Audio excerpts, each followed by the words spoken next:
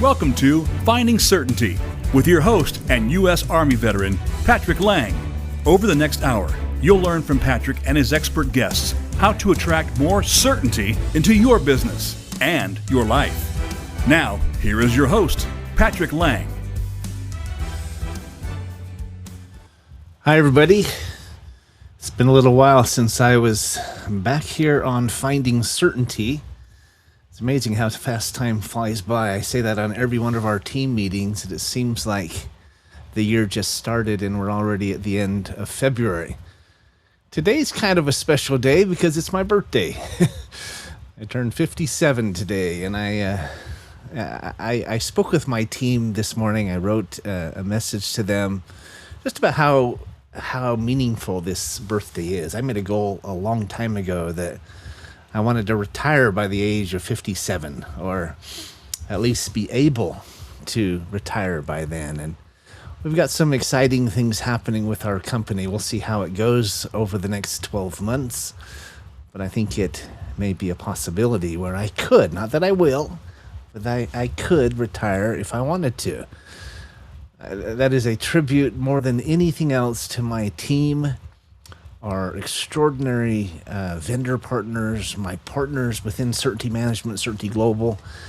It's pretty humbling to see the quality of the people and the team that we have attracted here at Certainty. So today I'm doing a monologue.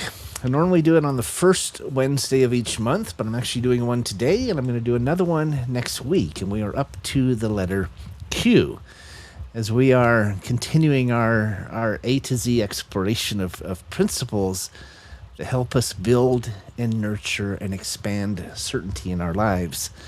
I wanted to share a principle today with you that is very near and dear to my heart.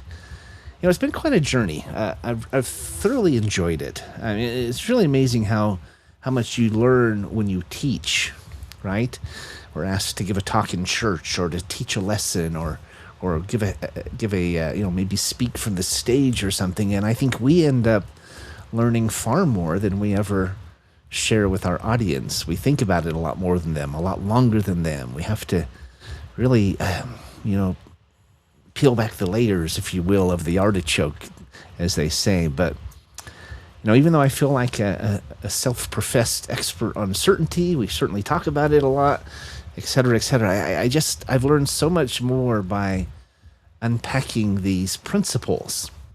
If you're new to the show, I'll give you a quick recap. I started the show several years ago, but about a year and a half ago, almost 2 years ago, I started doing monologues 1 week a month. And the first one came about by accident. I had a guest who wasn't able to log in, and last minute, with no notice, I had to talk off the cuff for the full hour, right? And I talked about certainty. I talked about 3 principles for how to find certainty. If you scroll back through the episodes you find on Buzzsprout, back in July of 2023, you can see that episode if you'd like.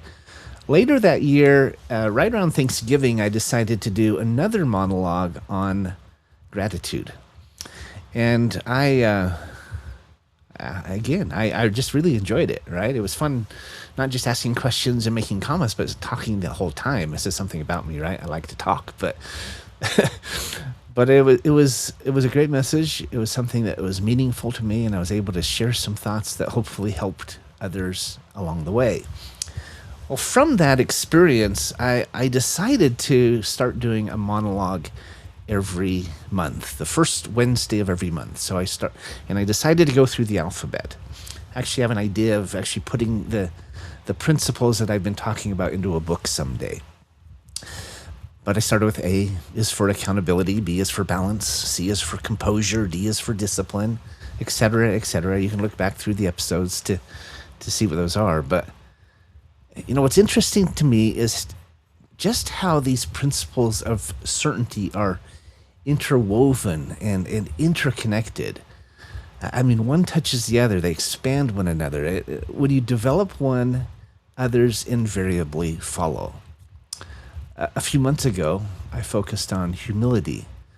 Really, it's this powerful, often misunderstood principle that and characteristic. It's a characteristic of great leaders, and it's those humble yet powerful leaders that are confident, fulfilled, and certain. Today, I'd like to take this topic and kind of to the next level, if you were, or if you will, with a principle that, in my opinion, is deeply connected and founded in humility, but it's often even harder to define or even to detect. It's what I call quiet confidence. What is quiet confidence? It's a steady, calm assurance that you know what you're talking about. You understand who you are. You stand up for principles.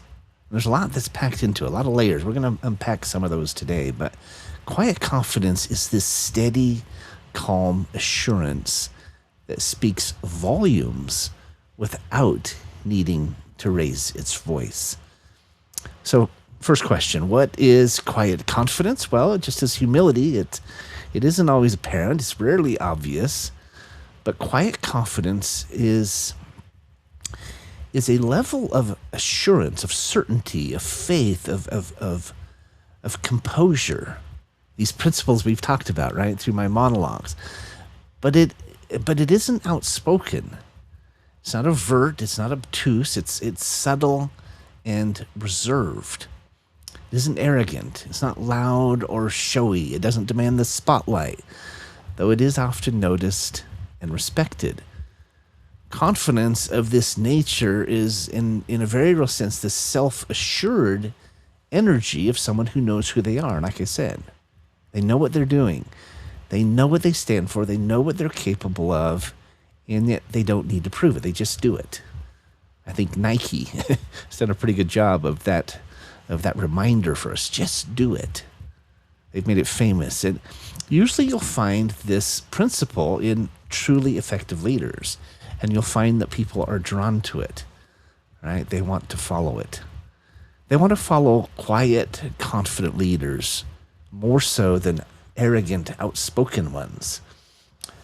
You know, love him or hate him, whether you are a fan of President Trump or not. Personally, I think he's accomplishing some great things. I think he was more quietly confident. I wish he was.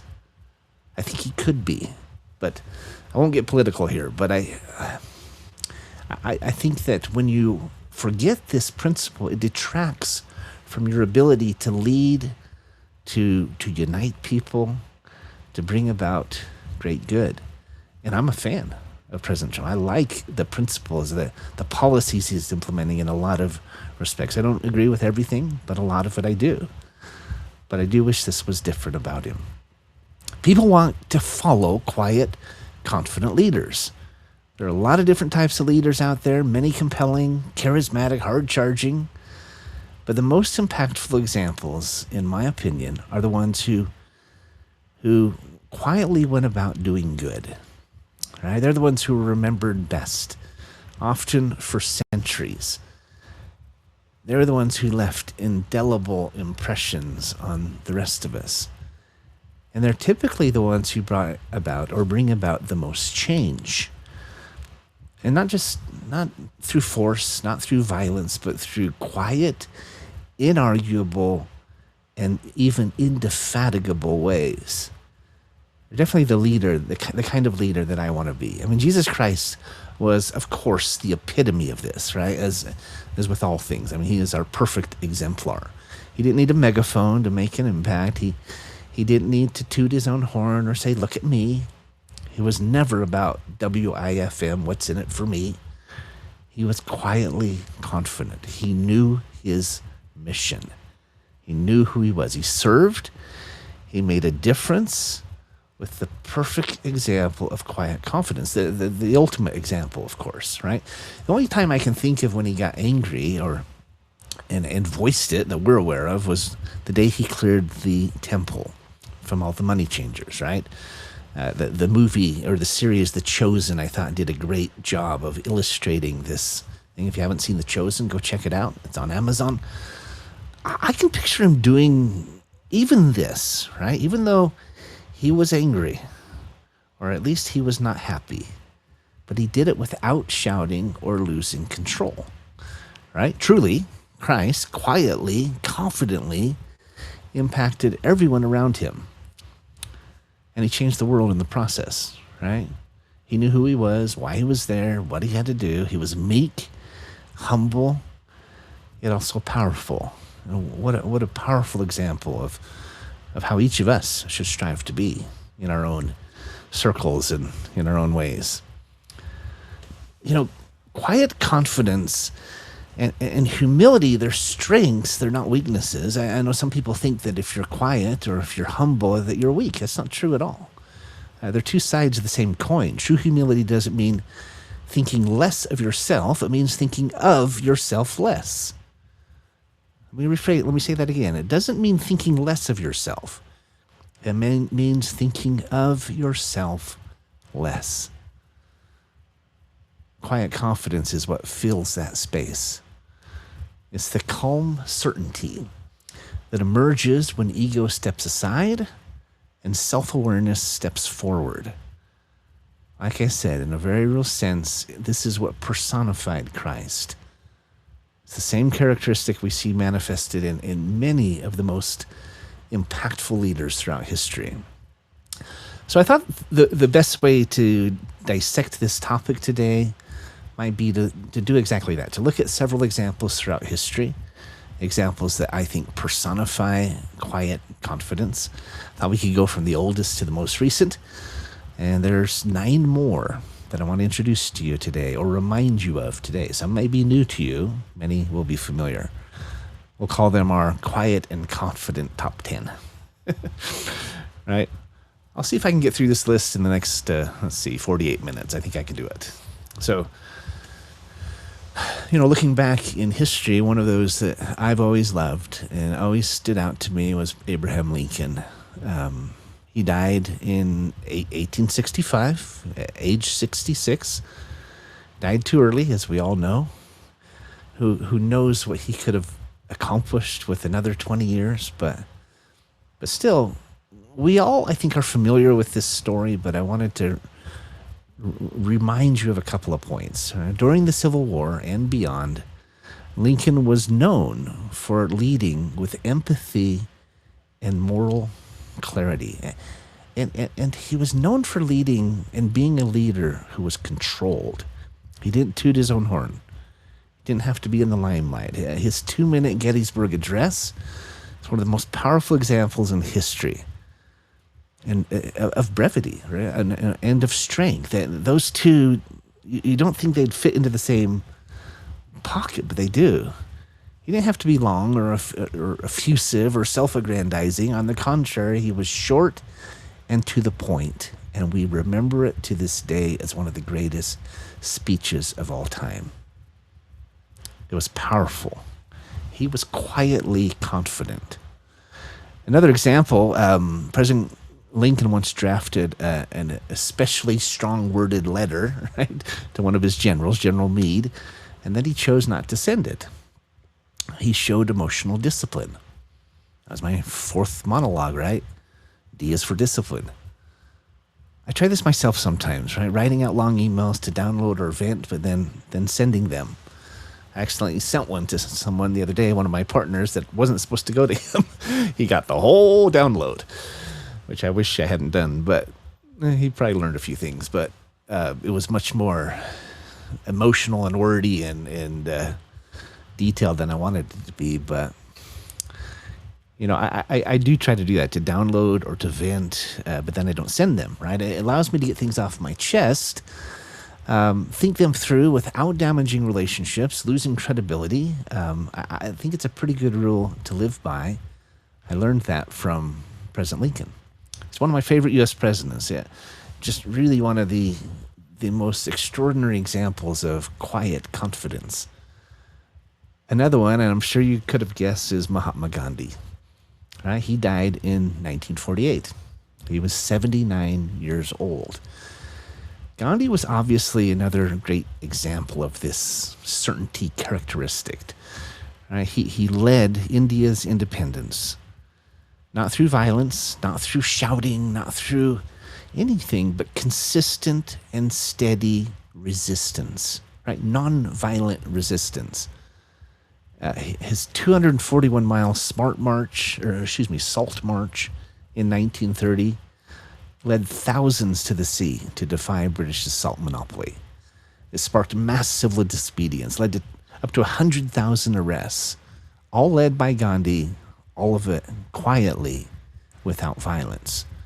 Earlier, in South Africa, Gandhi had organized ambulance corps for both Indians and British soldiers during the Boer War.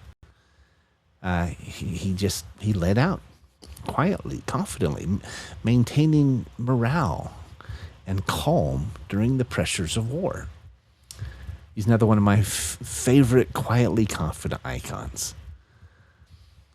Next one that came to mind for me was Eleanor Roosevelt, President Roosevelt's wife.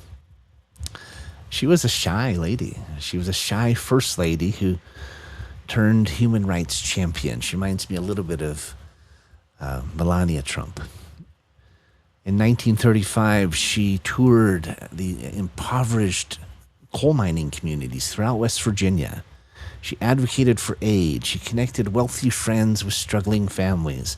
She did all of this quietly, confidently, consistently, much of it through storytelling, right? Vivid storytelling. Quiet confidence doesn't mean you can't be vivid. You can't be passionate, right? You can't be even emotional. It just means you don't do it over the top.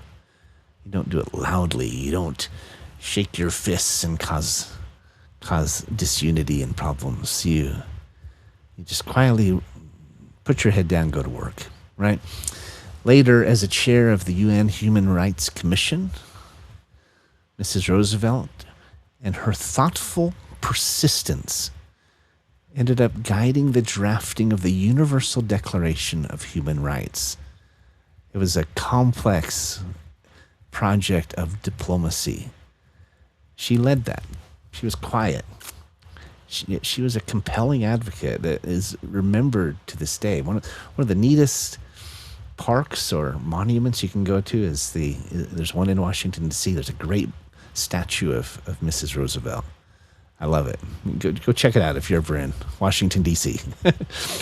Kind of along the same political lines, one that stood out to me, and ChatGPT helped me with this one a little bit, was a guy by the name of Bayard Rustin. He died in 1987. He was 75 years old. And many people probably haven't heard of Bayard Rustin. You maybe haven't, right? But he was the strategic genius behind the 1963 Civil Rights March on Washington. He was basically Martin Luther King's right hand, his COO. I think of where I would be and how lost we would be without our COO, Victoria Foster, here with our company, Certainty Management. I mean, he's the guy who got stuff done, right? He handled the logistics. He handled fundraising. He handled coalition. He oversaw coalition building. Like I said, in a very real sense, he was MLK's right hand. And despite being an openly gay black man and facing extreme prejudice for both his sexual orientation and his race, right, he didn't give up. He persisted. He quietly, confidently kept working in the background and supporting Reverend King and the movement as a whole, even after Reverend King was assassinated. He kept going, and he helped shape history and the progress. I love that. I love people like Victoria Foster, Jill McCauley, Liz Deal, Brian Pointer, these guys on our team, these icons on our team who are examples of quiet confidence. I love seeing them just work behind the scenes. They're not in the limelight. They're not out tooting their own horns, as I keep saying, right? They just go to work and they serve. I love that. Rosa Parks is another one. She died in 2005, 92 years old. On December 1st, 1955, Miss Parks, she quietly refused to give up her seat. She was on a bus in Montgomery, Alabama, and that sparked the Montgomery bus boycott. She didn't get mad. She didn't get violent. She just quietly sat in her seat and is remembered to this day for her stand. It was an admirable and a righteous stand. I think we would all agree. Beyond that moment, she didn't just stop. She was an active NAACP secretary. She planned legal cases like the Scottsboro Boys and supported the boycott for organizing carpools and hosting meetings. And she later said she wasn't physically tired, but she was tired of giving in. And she quietly made that statement and was an integral figure in the civil rights march, the progress, the movement. I've always loved her as an example of quiet confidence. We, of course, have to talk about Nelson Mandela. Again, one of my favorites. After 27 years in prison, President Mandela emerged and incredibly was able to do so without any bitterness. Think about that. I've heard that story many times, and I've wondered how in the world he did that. Right? Did he feel bitter and just not show it, or was he truly able to forgive and forget? I would have liked to ask him that question. Personally, just by seeing him and what he did in his life, I think it was the latter. I think he had developed within himself the ability to reach higher, to truly rise above, right, to let go. I believe he understood and made the conscious decision to control the natural man within him. I remember a lesson I received in college, and they said that we can control how we feel. Some people don't think, I can't control how I feel. We can. It's just our thoughts dictate our feelings. If we change our thoughts, we can change how we feel about them. Most negative thoughts, they taught us, and I learned, are distorted, or they're exaggerated. We lose our job and think, oh my gosh, I'm never going to get a job again. I'm going to be homeless. Well, it's possible, but that's probably not the case. We tend to extrapolate and expand negative thoughts, and they lead to our negative feelings. Perfect example of that, I've shared this before, I believe, but the perfect example of that is two employees who are sent home from work. There's something going on, there's chicken pox or something like that, COVID maybe, but they are sent home to stop the pandemic from spreading. Maybe they were showing signs or whatever. Yeah, they felt okay, but they were contagious. So their employer says, we're going to send you home for 2 weeks with pay. And then we need to get you checked out, and then you should be able to come back. Well, the first employee thinks, I can't miss 2 weeks of work. I've got deadlines. I've got projects I need to do. I've got an overflowing inbox. And they go home and they're miserable for 2 weeks. The other person says, 2 weeks with pay? You kidding me? Sweet. They didn't say I couldn't go fishing. All right. He goes home, rents a bunch of movies and junk food, goes fishing, has a couple friends over, watches movies, even gets some work done. Comes back totally recharged and comes back to work. Both of them come back to overflowing inboxes, deadlines and projects they have to cap up. But one comes back depressed and deflated. The other comes back recharged and invigorated. What's the difference? They had the exact same scenario, but one chose to see it differently. And as a result, they felt differently. You see this when you're tired, you're getting ready for bed, and suddenly an old friend shows up at your door, or a family member, and you're suddenly wide awake and you talk for hours. Right? Even when we're physically exhausted, we change how we think. It can change how we feel. And this is key to, I believe, dealing with any sort of adversity, like President Mandela did, Gandhi did, Lincoln did, etc. It's key. It's also a key to being able to do so with quiet confidence. It's not to say we never feel hurt or offended or even devastated, right? It's not to mention just irritated or frustrated. It comes down to how we respond. And the more we respond with control, with maturity and love, i.e. quiet confidence, right? The more it helps and the more it becomes a part of everything we are and everyone we touch. I don't mean touch in a creepy way. I mean everyone we impact. We may have to fake it until we make it, and sometimes we do. But over time, it becomes more than just an action. It becomes a characteristic. It's not just practice, it's principle. It becomes a part of who we are. It becomes even automatic. We don't even have to think about it anymore. Mr. Mandela famously said, "I have walked that long road to freedom." He was setting a tone of reconciliation. It was a long road, but he chose to overcome it, to rise up.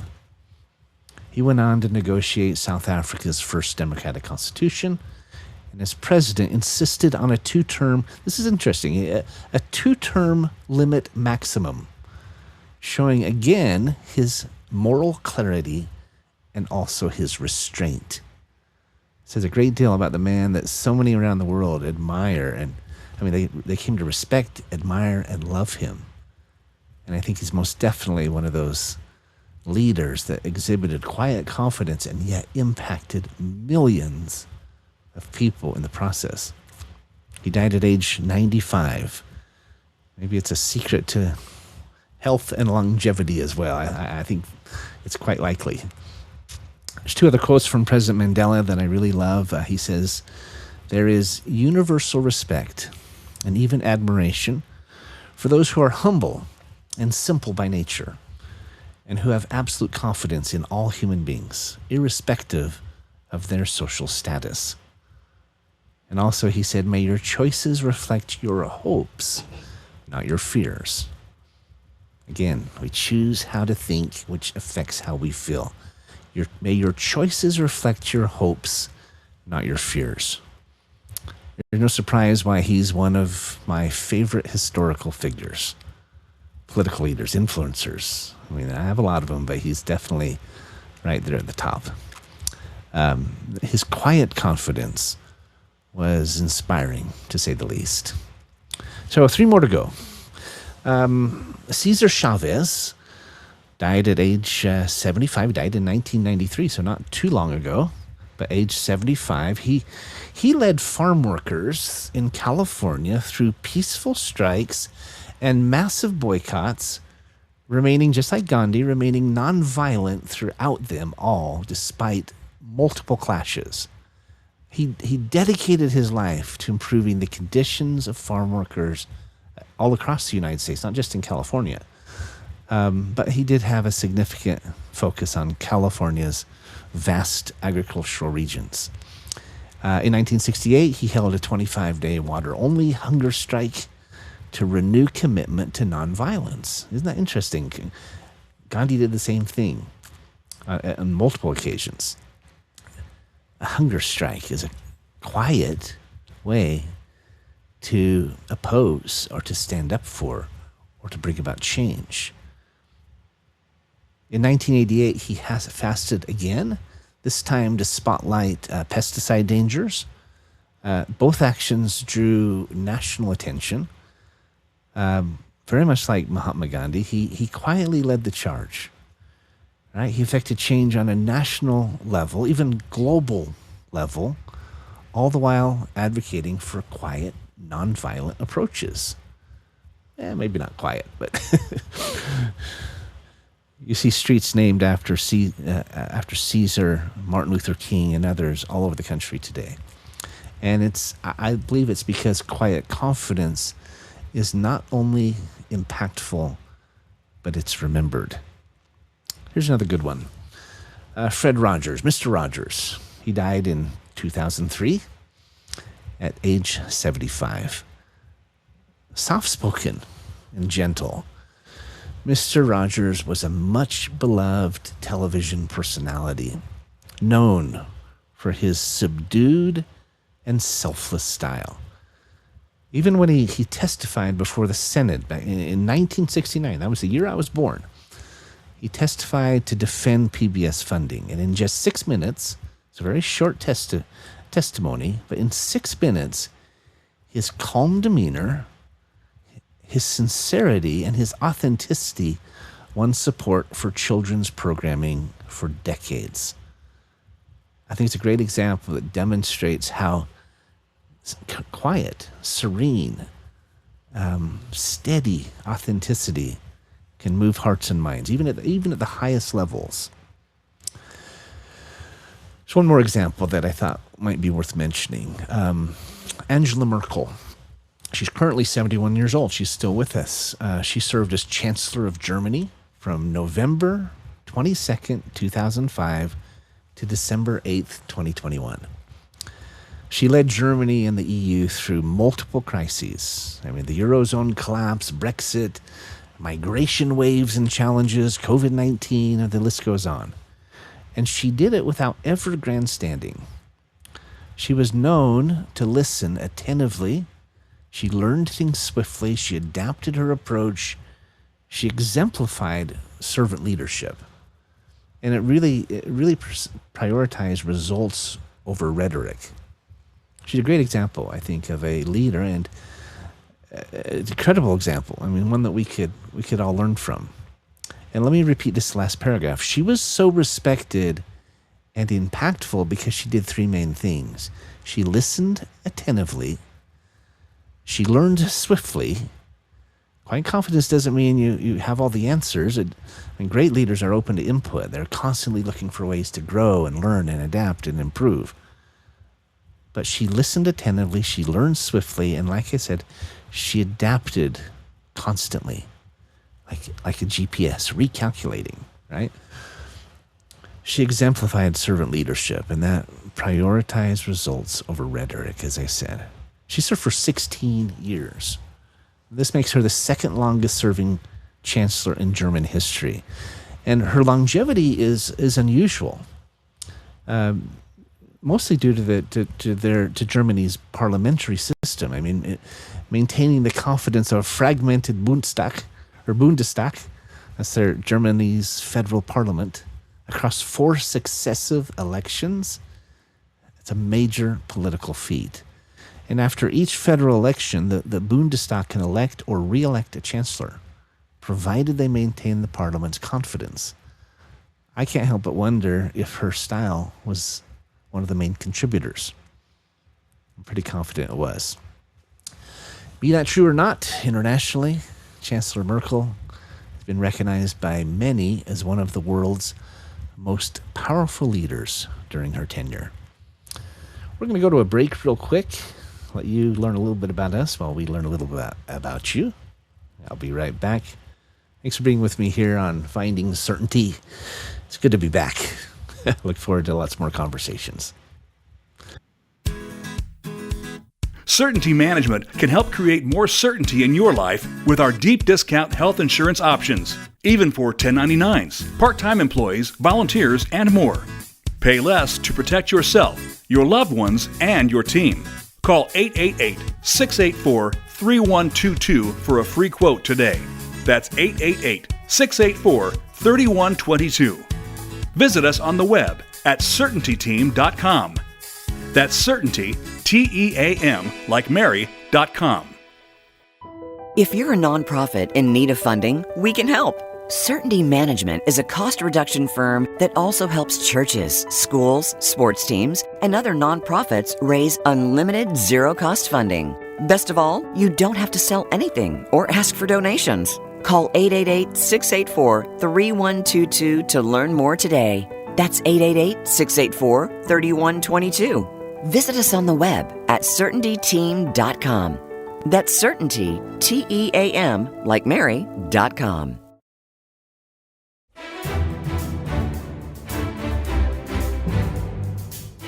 You are listening to Finding Certainty with Patrick Laing.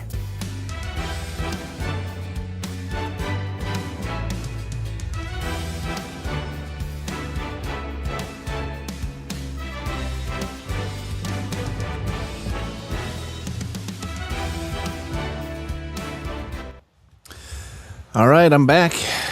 Had to stop and drink some water and wet my whistle so I can keep going.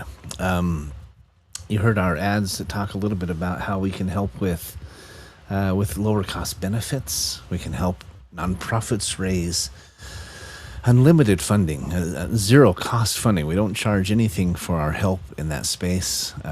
Companies doing a lot of great things with benefits, with cost reduction, with senior health care, and most recently with power for AI data centers, manufacturing, hospitals, defense, and more. That'll probably eclipse everything we do because there's such a demand for it. And it's funny because our number one manufacturer in that space, they're a multi-billion-dollar multinational corporation, and yet they are quietly confident. They don't do any advertising.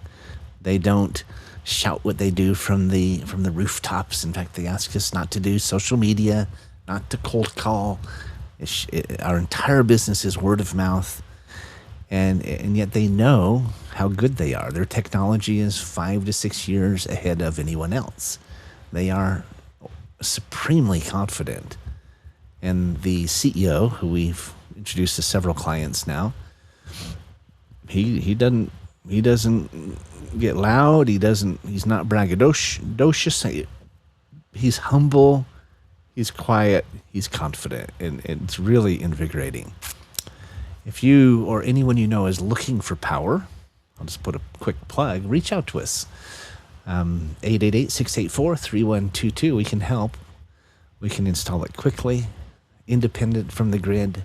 We can even pay for the entire thing if you like. Create a PPA, a power purchase agreement, with or without blended capital. The list goes on. I wasn't going to mention that, but I thought of our friend and manufacturing partner, and he's a great example of quiet confidence, and I love that.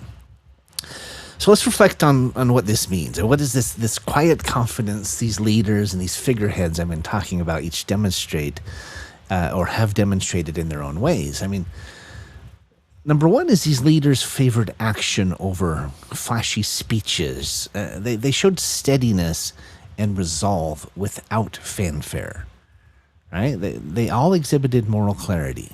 Their moral clarity, their humble demeanor, it just conveyed this inner conviction that I really appreciate. It's an unwavering belief that really guided them throughout their life.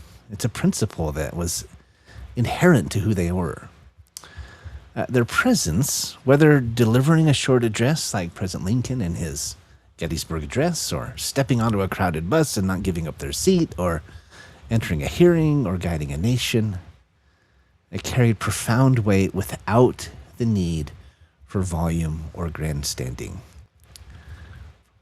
From President Lincoln's emotional restraint to President Mandela's reconciliation and forgiveness, to Chancellor Merkel's longevity, their stories really demonstrate that true leadership is built on calm, consistent conviction and courage.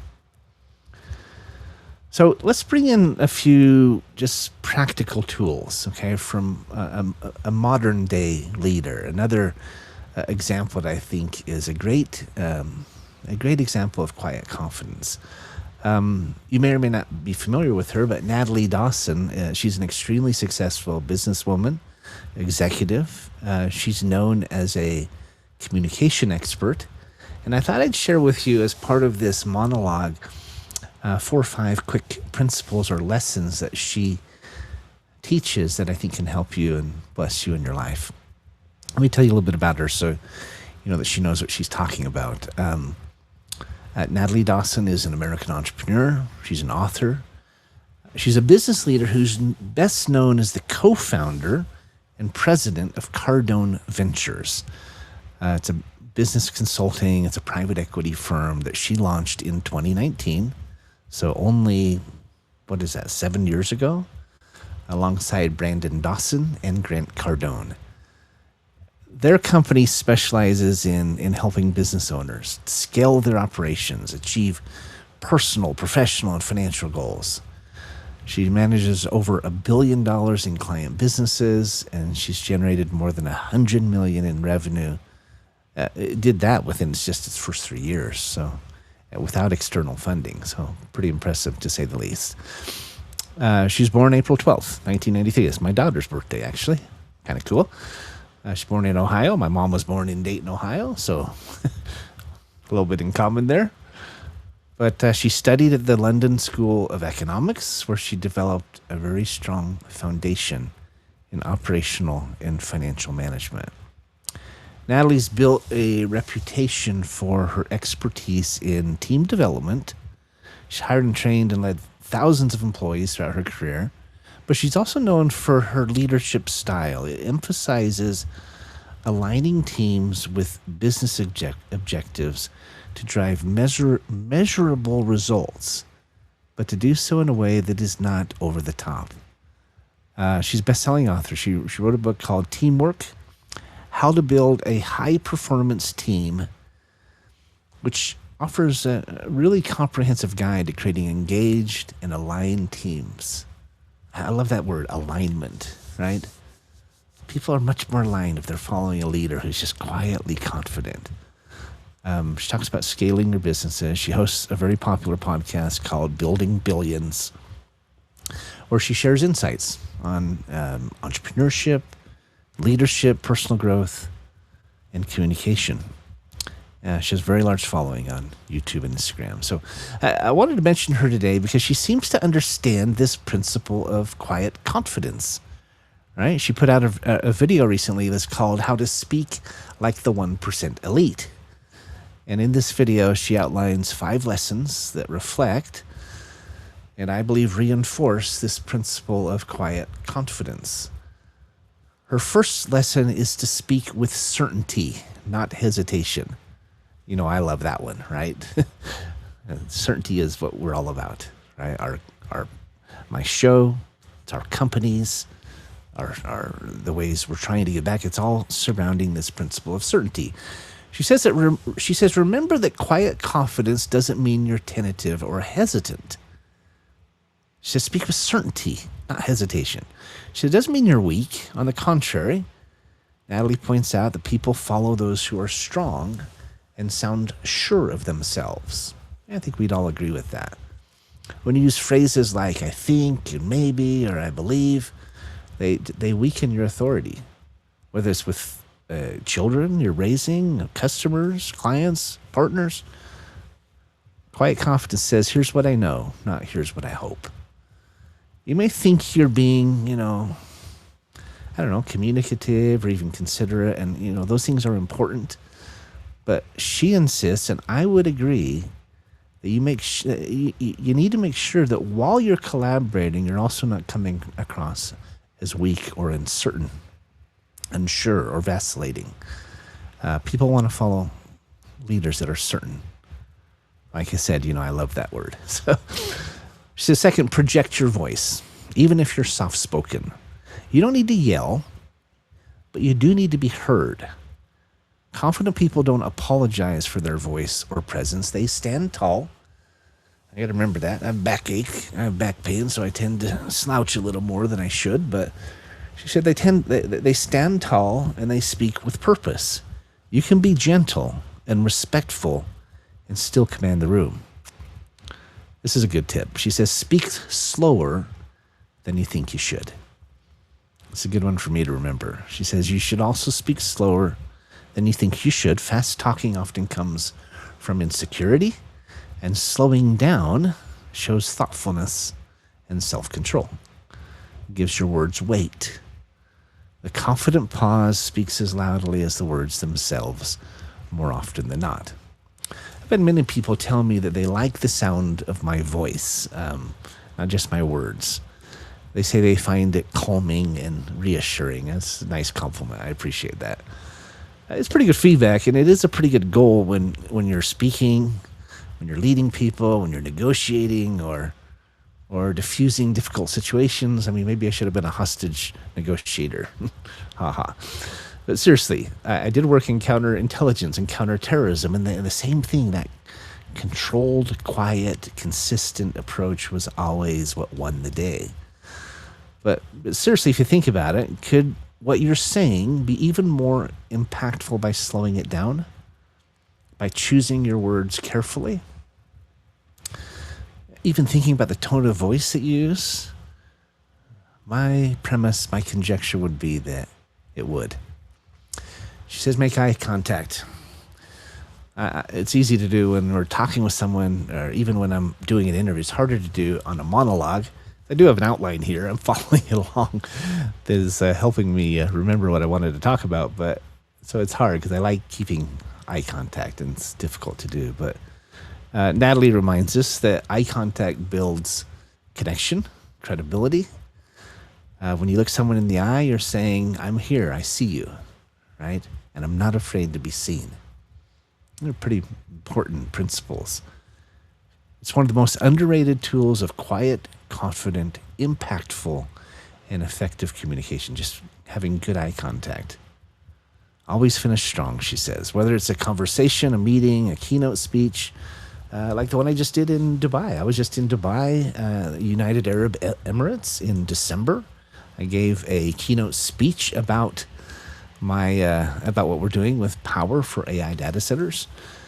And the ending is important. You need to finish strong. She said, confident communicators land the plane. They know their message. They close with clarity, oftentimes a call to action, or at least a challenge or a statement of encouragement and faith. The reminder that certainty is built in the way you end, not just in how you begin. So let's talk for a minute before we run out of time here. We're approaching the end. Let's talk for a minute about the pros and cons of quiet confidence, because they do exist. In fact, let's address the cons first. We'll end with the pros, and on a positive note. You can be overlooked, right? In a world that's just obsessed with charisma and flash a little bit, quiet strength can at times go unnoticed and may be misinterpreted. Some may assume you're unsure or timid, when in reality you're simply composed. It may take a little more time to be heard. Maybe it takes some effort to be understood, but in the long run, I assure you it is worth the effort. It requires inner work. Quiet confidence doesn't always happen naturally. In fact, I don't know that it ever does. It's earned, rarely inherited. It takes effort to acquire it. Nobody does this overnight. It usually comes from long years of hard work and heartache, right? And trial and error and failure, failing forward. I mean, that's where you gain this strength. Are you willing to put in that effort? That's my question for you. Are you willing to keep at it until you get there? It's a fact. It often does come from trials and self-reflection and growth. And all of these things take time and attention. Many people are too rushed or impatient to ever get there. Their achievements, their relationships, they often reflect this.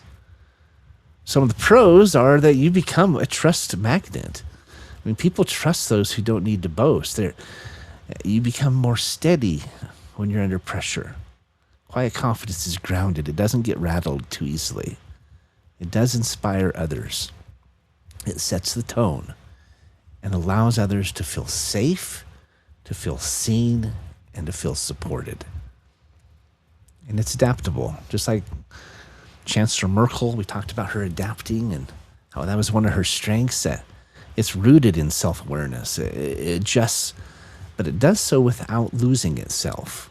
We always have to make adjustments. We're recalculating all the time in our efforts at Certainty Management, Certainty Global, Certainty Holdings, Certainty Veterans, right? But we adjust and make adjustments without losing ourselves. And I love this last thought. We are rooted in self-awareness. Can we be rooted? Can we be firm? Can we be flexible and adaptable and humble without losing ourselves? I believe we can. And it is the balance between these things that makes for a really strong leader, a quiet, confident one that may change the world, definitely change lives. There's several real-world applications. Let's talk about where you can apply this principle. In leadership, it's most definitely applicable, right? Your team doesn't need a loud leader, one who gets upset and yells and screams and raises his or her voice. No, they need a clear one. They need a confident one. They need one they can rely on. Quiet confidence creates space for others to rise, and they never feel threatened by others' success.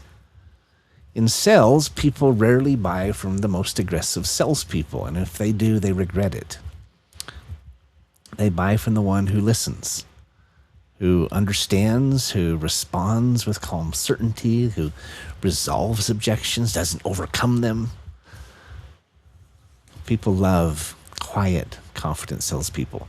They most certainly enjoy buying from quiet and confident salespeople more. They also tend to buy again and again, and you can also be dang sure they're more likely to send referrals to you if you exhibit this trait. In our families, it's equally important, if not more so. As a parent or a spouse, quiet confidence provides stability. Your loved ones don't need to know you have all the answers. They just need to know that you are present and grounded and moving in the right direction. Even kids, including teenagers, we had 4 at one time in our whole household. It is not easy, but kids need to see quiet confidence. They need to see consistency, stability, and resilience. It's one compliment I could give to my ex-wife, Emily, and my kids' mom. She was resilient. She was consistent with them. She was stable. She was a rule keeper. She was firm. And my hat is off to her. She's a great mom and a great example of this principle. They say that a soft answer turneth away wrath. It also helps mold children into adults who want a relationship with their parents. And that's not always easy, but it really works. It has long-lasting effects if you can remember it and figure it out. I highly recommend a book called Bonds That Make Us Free by Dr. Terry C. Warner. It teaches how to avoid letting negativity, self-deception, damage our relationships. It talks a lot about this principle of restraint and maturity and quiet confidence. It's one of the best books I've ever read, and on parenting, on leadership, on business. In fact, it can do more, in my experience, to teach you how to accomplish this. Just about anything I've ever come across. Again, it's called The Bonds That Make Us Free by C. Terry Warner. In adversity, in trials, we especially need this, right? Life gets hard for all of us. None of us are able to avoid the complexity and the challenges of mortality.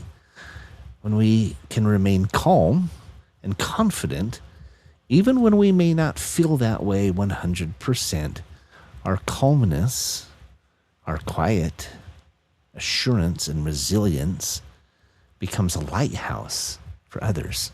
Like that city on a hill, right? For others to follow. It doesn't mean that we're not struggling. We all do at times. Some of the things we've gone through, I've gone through, all of us have gone through, are just almost overwhelming. Just means that our light and our identity are stronger and bigger than the storm. You don't have to be loud to be strong.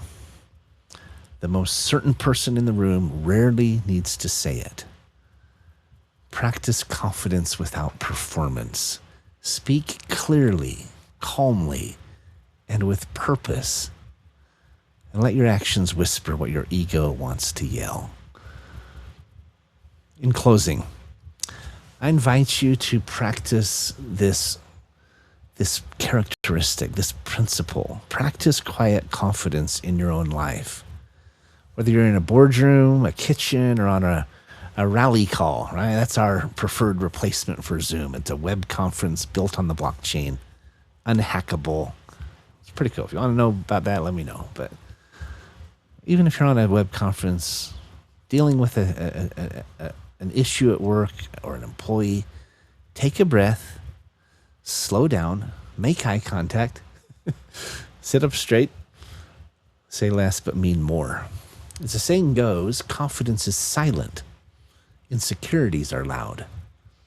I totally agree with this. It's a challenge for me because especially when we meet new team members or clients, we do want to highlight our good points. We want to illustrate why we're a good bet.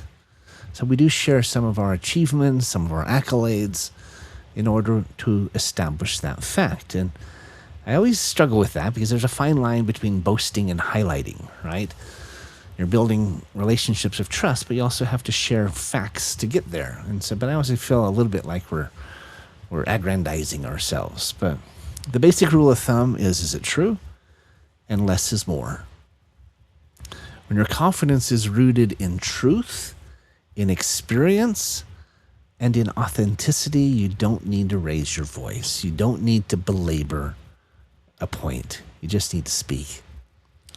People will see it in your eyes and they'll hear it in your voice, and they will, most importantly, experience in your actions. People will hear you and they will listen.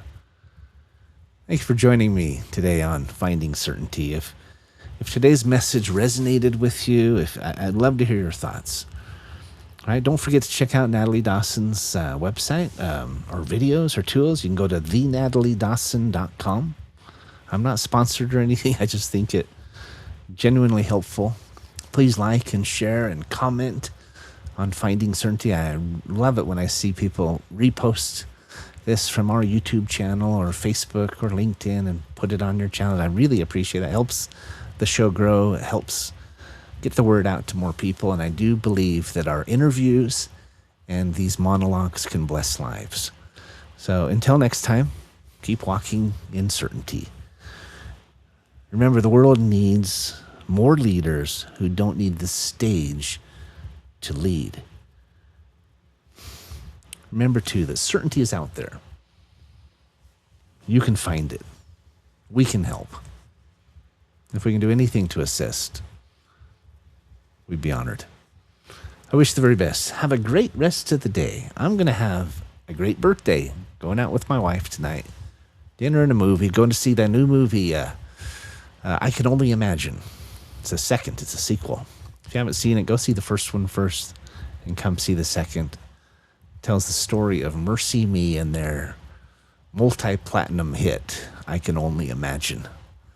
It's pretty, it's going to be good. So have a great rest of the week. I appreciate you, and I appreciate you taking the time to spend an hour with me today, following along if you have. If you're new to the show, welcome. Hope you come back next week. It's every Wednesday at 11 a.m. Pacific, 2 p.m. Eastern. Even when I'm following notes on a monologue, I can't keep perfect eye contact. Know that I'm doing it because I care and I want to make sure I stay on track. And I want to share these lessons that I've learned throughout 57 years on Earth, right? 40 years in business and sales. I've had some extraordinary mentors. I mean, our team at Certainty, the executives I work with, the partners, and our team in general are made up of some of the most just outstanding people I've ever known. And I see lots of examples of quiet confidence within our team. They inspire me. I want to be more like them. I keep trying to not just lead by example, but learn from their examples.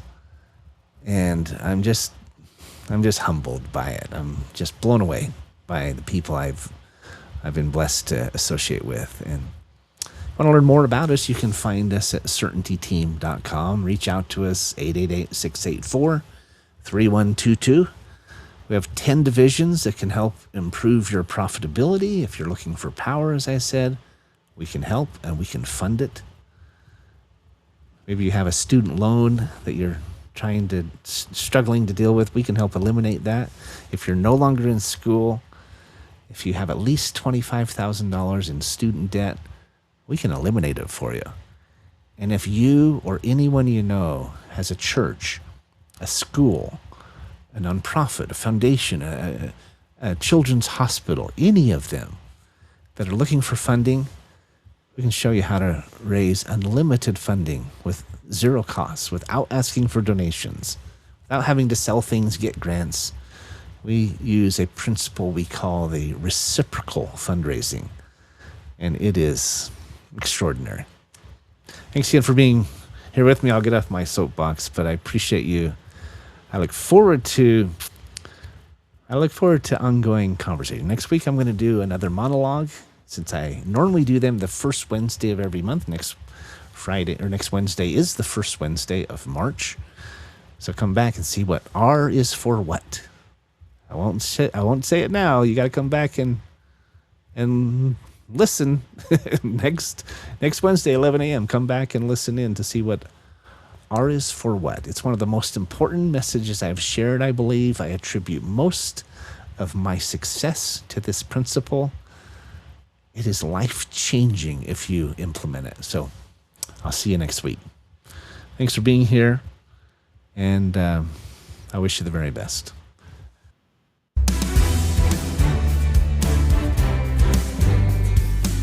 Thanks for tuning into today's episode of Finding Certainty. We hope you've gained some more insight into how to create more certainty in your own business or nonprofit. Join us next week for another taste of the Certainty Experience. Until then, we wish you greater certainty in all that you do.